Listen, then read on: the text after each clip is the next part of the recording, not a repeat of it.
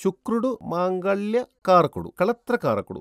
క్లుప్తంగా అదే విధంగా బుధుడు ఇక్కడ నపుంసక గ్రహం. ఇక్కడ మనకి దైవ కృప ఉంటేనే అన్నీ కరెక్ట్‌గా లభిస్తాయి. అప్పుడు నేనేం చెప్పానంటే, మీ యొక్క భర్త యొక్క సహోదరి పవర్‌ఫుల్‌గా చేతబడి చేశారు.